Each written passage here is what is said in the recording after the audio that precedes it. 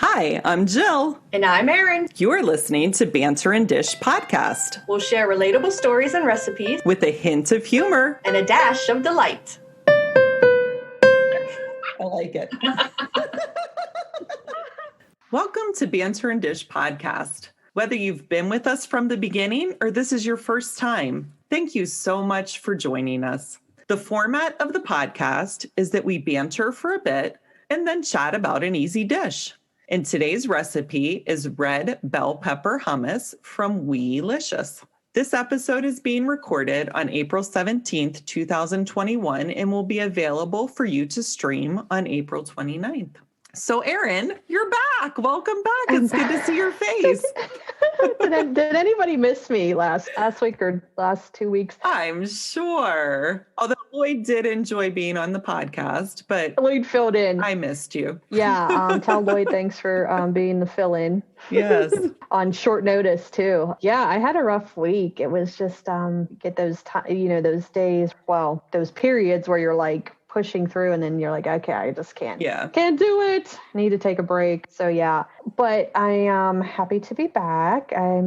Hopefully the listeners are happy to hear my voice again. I would hope so. I know Lloyd is very likable, but I think the listeners would miss you if you went away. So, well, that's lovely. That makes me feel good. Yeah, I think Lloyd is a good fill-in. Yeah. So, if you ever need another mental health day, he is ready to step right in there. So don't you fret in class if you need a break. We have Lloyd up to bat. Yeah, he might not be happy about this now that I know I could fall back on him. Lloyd, can you cover for me? I'm going to have to pay him back somehow, I guess. Yeah, he had fun. He really did. It's not like he has to go anywhere. He just has to. He gets to stare into my eyes as we podcast together because we worked it out that it works the best if I hold the mic right between us and we just look at each other. That is adorable. Lovingly. Oh, you shared a mic. Oh my goodness. I didn't even think of that. That's so cute. Did you get a picture of that? I did not because I was too busy holding the mic and stuff. I know I thought of it afterwards. I should have gotten a picture. Besides being overwhelmed with things and dealing with other stuff and all that, the weather around here has been really crappy. Bizarre. Yeah, it's been so cold. It just a reminder for any new listeners, we are recording close to Pittsburgh, Pennsylvania. Yes. USA. Right. We have listeners from all over the world. We have downloads from many countries. So thank you. Yeah. Worldwide and United States listeners. If you're here to get any good information about our country, you're not going to get much from us. No. And if you're here for some good recipes, you might not get those either. It just depends. If you're here for a laugh, you're in the right place. Yes, you've happened upon the right podcast. Yeah. We're in southwestern Pennsylvania where we get the 4 seasons, and usually I expect it to still be cold and sometimes snowy at the beginning of April, but I don't recall it being this cold at the end of April. I mean, it felt really cold because it was so warm. Yes. I mean, it was almost 80 a couple days there. And then, which wreaks havoc on people's sinuses and heads. Yes. I had a bad head situation this past week too. And head situation. Well, I hate to dwell on it, but it was not good. Yeah. No. Well, you get migraines and those are terrible. Those are awful. Yeah. I mean, I get headaches. I don't know that they're migraine level. They're probably maybe very mild migraine, I guess. I do get them, but you get them way worse. So that's rough to deal with. So yeah, this weather's terrible. I mean, it's really hard on your body. Right. And even when it dipped down into the 40s, I'm like, I'm not putting my coat on, which isn't good because then people get sick. Well, I just wore a sweater last week at the end of the week. I think that's okay. Yeah. I think that's a myth, getting sick because it's cold. Is that not a myth? I think it is. I mean, I think maybe if you sat out in the very cold weather. Well, you could become hypothermic, which would not be good. Or it just maybe, I think, because your body needs to use more energy to stay warm, maybe you become more susceptible to picking something up. But I don't think the actual part of being out in the cold, as from what I understand, from what I read, I could be wrong, but and we know you would have researched this. I'm learning about researching I'm taking a writing composition class this 8 weeks for school, and we are learning about researching, but I guess I don't really carry that over into the podcast very well, do I? Well, I mean, you research your personal things like botulism and things that you're in seeds and things like that. So I feel like you're very skilled in some levels of research. I finally learned how to actually research reputable sources. So that's a good thing. Oh, wait. Okay. As your former librarian, I feel like I didn't do my duty in teaching you guys anything. Well, I don't like to admit this in front of a librarian, but I never knew how to use a library, to be honest with you. Aww. Yeah. All you had to do was ask. I would have been happy to show you. I'm talking about like high school years. When I never knew how to use a card catalog. The card catalog was set up like title, author, and keywords, subjects, headings. There were a lot of numbers involved, and I didn't understand Well, that's the Dewey Decimal stuff you're thinking of. I don't understand that. You shouldn't understand that. The Dewey Decimal System does not make a lot of sense. It's terrible. I'm sorry, Melville. I'm sorry. Good. That's the part I did not quite gather. That whole numbering system was very confusing. And then my old boss, one of my old bosses, I've had quite a number of jobs. No, I have a few old bosses. This isn't my old boss, Mandy. This is another old boss of mine. He did his filing system in the office based on the Dewey Decimal System, and I couldn't stand it. I'm a librarian who catalogs the books, and I would never do that. That system makes no sense. Yeah. I was like, it's coming to haunt me again, this Dewey Decimal System. Yeah, no, thank you. No, thank Luckily, you. it was a small office, so it didn't get too confusing. But anyhow, so I never really liked being in the library. Ironically, in high school, my family member of mine was the high school librarian. So that's funny. Me and TJ, who has been on the show, so we used to use the library to skip class, which wasn't very educational. This, my friends, is why I'm taking college classes now, right. Later in my life, because I just couldn't get into school back then. We all mature at different paces. That's all. We're not all ready to go off to college right out of high school, and that's okay. It's never too late. It's never too late. Yeah, so I will apply my researching skills now. Maybe. Good. Maybe. No. I mean, I'm a librarian, and I don't always apply full research skills for the Banter and Dish podcast. It takes a lot of effort. Might be too much effort. Right. Whenever I've looked at a quick source on, say, a seed or something that we've been talking about, I don't always check to make sure I'm on a very good site. Yeah, here's what I do. I Google it. I think most people do. Yeah, I Google librarians do too. Question. And if like the top 5 or 6 articles or websites that all come up say the same thing, then I'm going to be like, okay, I think this is the answer then. No. No, that's a better bet than just taking the first link and running with it no matter what it says. Yeah, you got to compare sources. If I'm ahead, I think it's the answer too. I'm not just going to, but so anyway, we started I thought we started talking about something. We started talking about the weather. The weather. Which we talk about the weather a lot. Isn't that what everybody talks about, though? How's the weather? It's like humans. How's the weather your way? I find myself saying that. Like, I'll walk past a random stranger, and they'll be like, hi, how are you? And I'll be like, this weather's awesome today, isn't it? Or I'll be like, this weather sucks. And then I'm thinking, like, that's so cliche, and I do it all the time. Yeah. Next time they walk by, I'm going to go, and they're like, hi, how are you? And I'll go listen to the Banter and Dish podcast. And find out. Right. And you can hear me talk about the weather there. I'm not going to approach it this way. You really want to know how I am?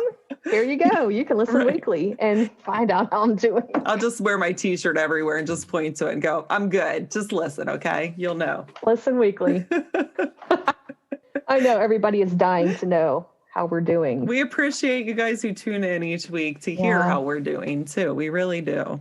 The weather is kind of a safe subject too. I mean, it's really difficult to talk about much anymore because there's just people have so many different viewpoints and are very passionate about a lot and the weather is safe. Like I think the weather's safe. I think weather and traffic. We can talk about traffic. Yeah. But the thing that I find that I talk about, if I forget it, like I didn't realize how obsessed I was about it. But the one time I left my cell phone at home, and I felt compelled. I was at the High School Musical. Everybody that sat beside me, whether I knew them or not, I felt the need to say, hey, I left my cell phone at home. I'm like, what is wrong with you, Jill? Like, this Why are you person just is telling looking at their everyone? playbill. They want me to shut up. And I'm just telling them that I left my cell phone at home You're in case so they wondered why I lost. wasn't scrolling through anything. I left my cell phone at home. Yeah, right. Well, it's almost like leaving your kid at home, like when you don't have your It cell felt phone like with it. you. I was Yeah. very worried the whole time I was Very out. anxious and lost, and you just had to let everyone know that. Yeah. I did. I talked about it to random strangers, and I don't necessarily engage with random strangers, but if they sat beside me, they knew. That was actually a topic on one of my research papers in my class was cell phone use affecting the younger generations. Well, it affects us old people too.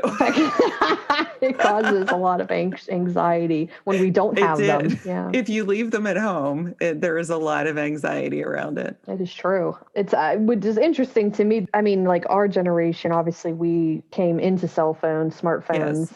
I mean, even millennials, I think they were a little kind of, I don't know. It's really like my daughter's age and beyond, I think, that are considered born digital. She's 22. Like Generation Z. Yeah, that they're no different. You know, they are always electronic. I guess it would be my kids too. So your kids are definitely born digital. Absolutely. Yeah. So this is kind of interesting. I mean, I don't know that there's much of a difference. This one article I was reading, it was from a reputable source. I was going to say, how did you come upon this article? Peer-reviewed, this article. Oh, good. That's good.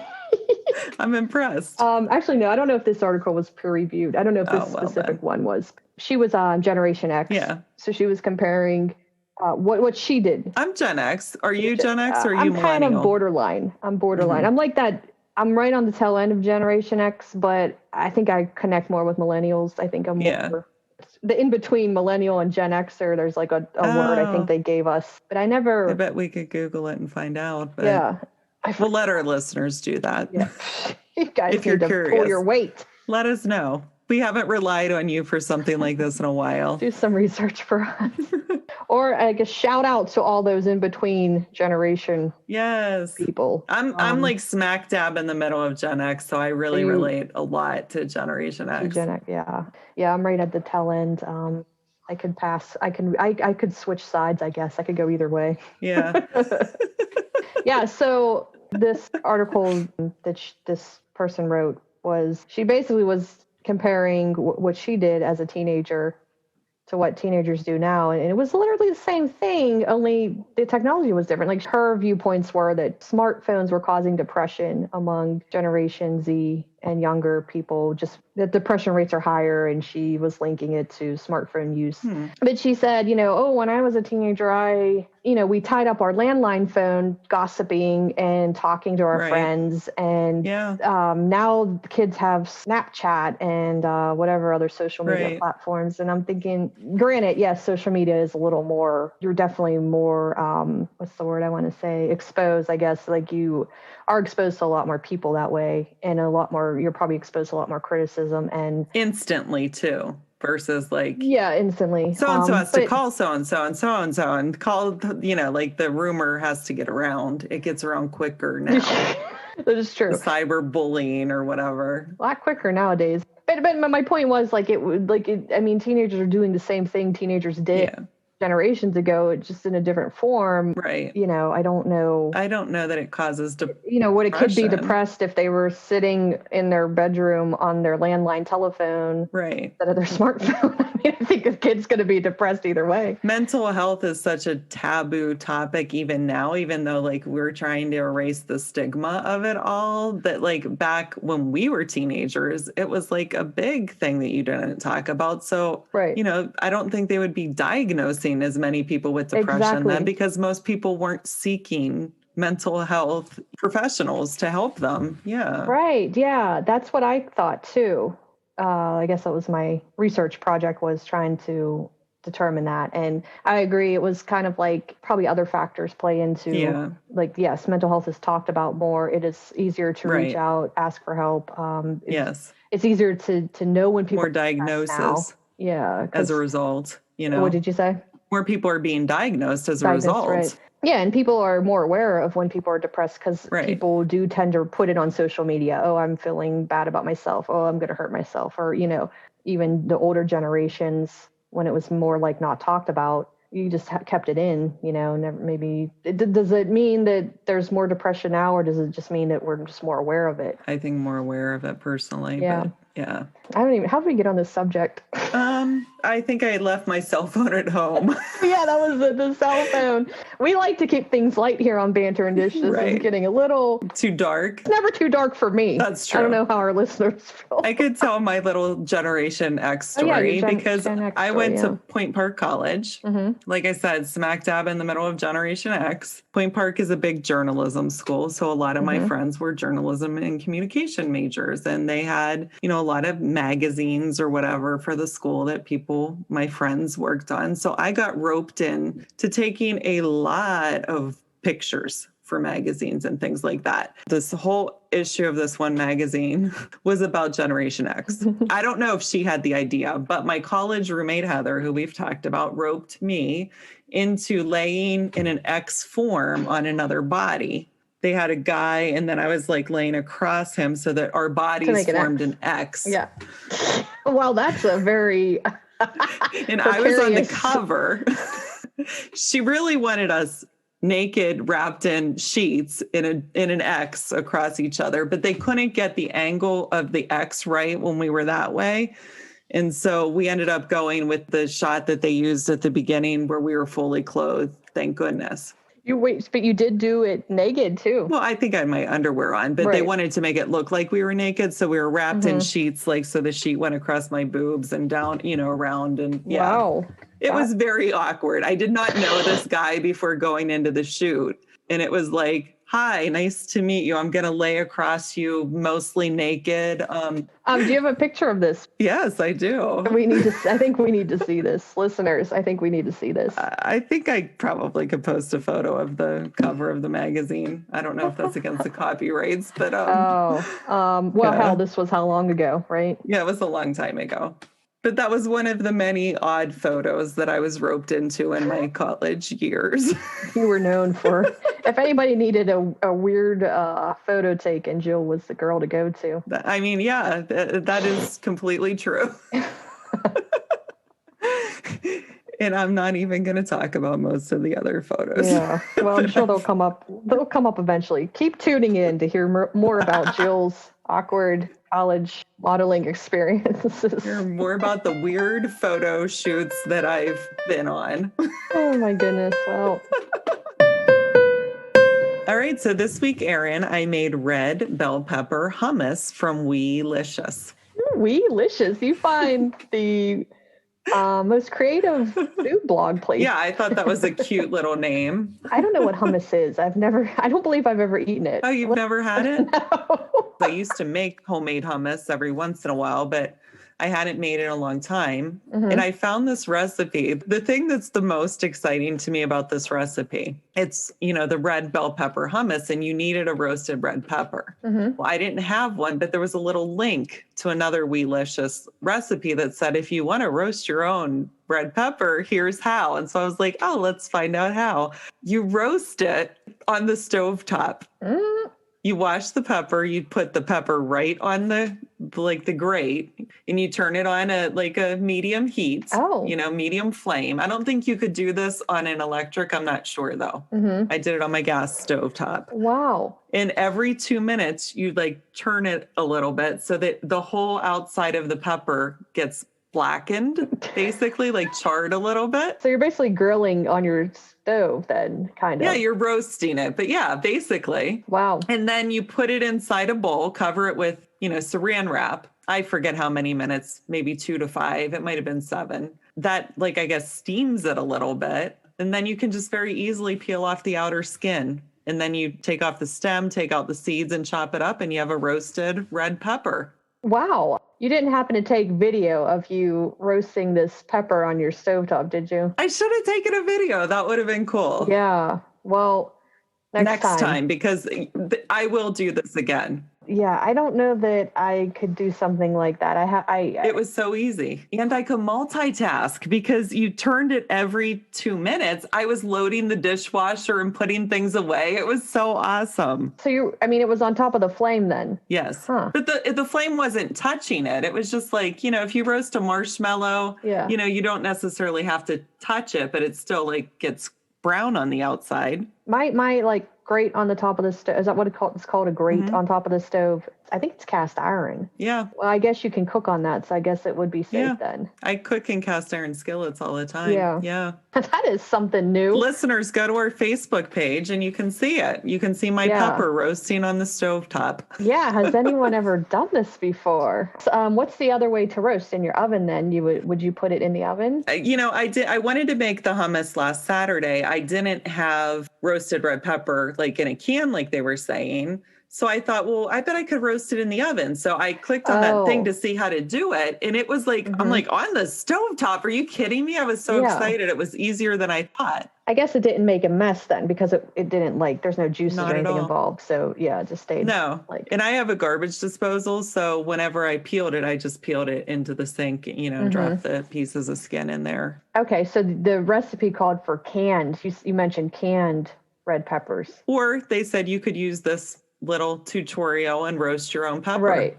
I never saw canned red peppers, I don't think. It might be like from a jar. I'm not sure. Like maybe like banana pepper ring type of thing is what I was picturing, something like that. But I see. Yeah. So anyhow, the recipe calls for the roasted red pepper, a can, and this is what's in hummus, Erin, a can of chickpeas, rinsed and drained. Oh, the chickpea. This is why I never ate it. I don't like chickpeas. Oh, that's right. I forgot. I think we went through this before. Yeah. Yeah. Because I had that chickpea casserole. Yeah. I have a short-term memory loss or something. Well, I do too, because I forgot that you don't like chickpeas. But it also involves a clove of garlic, it said, but I just used the pre-minced. A tablespoon of tahini, which is a sesame paste. And a lot of people don't have that on hand at home, but I did because I have it. I have a dressing that I like that needs tahini. But the thing with the tahini is it separates the oil and like the solid parts separate when it's sitting. So I would recommend stirring it much more than I did before you take your tablespoon off. I feel like I had more of the hard, pasty tahini than the oily part. And that was kind of a glitch in my recipe. If I made it again, I feel like I could do it better if I creamed up the tahini a little bit first by stirring it together. Yeah, you got to cream it up. I mean, you should know that now by now, Jill. I know. But the thing is, when I was making it, I thought, wait, is this the one that you want the harder tahini or the more liquidy? And I couldn't remember because I haven't made hummus in a while. So I think it was the type that you want the more creamed up, softened portions of the tahini. Okay. But they did say that you could substitute almond butter or peanut butter. I've never made hummus with almond butter or peanut butter. I'm not sure how I would like that. So I don't know that I will ever try that. Mm-hmm. You also use lemon juice. It said 1 tablespoon. I ended up putting in a lot more, and a half a teaspoon of salt, which I put in a lot more of salt too. In fact, I didn't really measure most of the ingredients. I just eyeball most things. But it's so easy. You put it all together. I've done it in a blender in the past. This recipe did say food processor, so I used my food processor. You just throw it all in there and you hit start. It didn't taste right to me. It tasted way too, I could really taste the tahini. And I know in the past I put olive oil in my hummus. So the first time I added a little bit of olive oil. I added more lemon and more salt and a little bit of garlic. That's what I kept adding, except for after the first time I didn't put oil in, the olive oil. The taste never got quite to where I wanted it. I thought it was good. Maybe I should have measured the ingredients a little bit more. I don't know. But it got very liquidy after a while. Maybe you should have followed the directions, Jill. I know. Sometimes winging it works. Sometimes it doesn't. Yeah. But it got a little bit runnier than normal hummus that I use. Mm-hmm. So that's when I'm like, I got to stop this. I can't keep adding these liquidy things.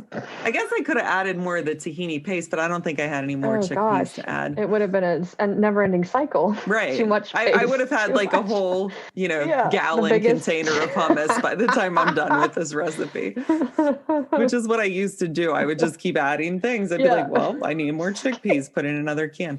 Anyway, so It was super easy. I gave it a 4 for the preparation because, I had the little glitch where I had to keep adding more, but I think I was making it harder than it needed to be, but basically you're just throwing stuff in a container and hitting start on either a blender or food processor. So I'm giving it a 4. The taste, I'm giving it a 3. I thought it was okay. It wasn't great, but I feel like if I made it again, I could make it a 4, but this batch was a 3. And for digestion for me, it's a 5. We will never, I don't think you'll ever have anything under a 5 for digestion for yourself. No, for my Aunt Faye's chimichangas, they are a 4. And I had them again today, and they do make me burp. So they will be a 4. Now, did Lloyd like the hummus? As he said last week when he was, on, when you were... My hiatus, yeah. When life gives you chaos, the world gives me Lloyd. I don't know. When Lloyd was covering for you, he said he didn't want to try it because hummus gives him a sore throat. Sore throat? Yeah. Oh, that Lloyd. It doesn't give him heartburn, but it gives him a sore throat. I don't know. He hasn't eaten one of my banter and dish recipes since Aunt Faye's chimichangas. Really? Yes. Oh, wow. So what hummus is like? Is it like a spread? Do you put it on stuff? How do you eat that? With like a pita or something? You can eat it with like vegetables or tortilla chips or little like wheat thin crackers. Okay. Or sometimes I put it on as a sandwich spread. Okay, I was going to ask. With maybe some cucumbers or, lettuce, other things on the sandwich. Gotcha. Okay. Yeah. I guess I'm never going to try it though because I don't. Because you don't like chickpeas. Chickpeas. No. Maybe they give you a sore throat. Maybe. My body knows in advance. Your body knows. Don't swallow these. Do not swallow these. They are no good. No. So actually next week is another recipe that Lloyd, I don't know if he'll try because we've already discussed the one ingredient in it gives him heartburn. I am making crescent roll veggie pizza.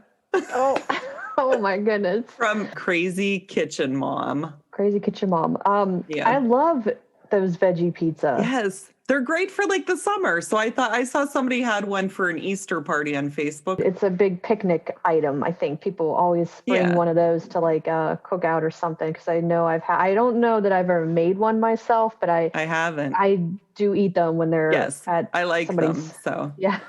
But I think I'm going to half the recipe because I don't want to eat either that or I might take a piece to like my mom, my sister. I'm not sure what I'm going to do yet, whether I'll half or whole it. But I don't really have much of a taste tester in my house because my older daughter is very finicky eater and my younger daughter, she eats a lot of stuff, but not anything out of the ordinary. So, But my brother, he will eat anything. So whenever he starts visiting again, we've been separated because of the COVID situation. So once we are all clear to start having family gatherings again, I will definitely get him involved in the taste testing. Yeah. And then, and TJ also said she wants to be a taste tester. That's right. Well, now I know. Once we're able to start, getting together again, we will have more opportunities for people to eat things.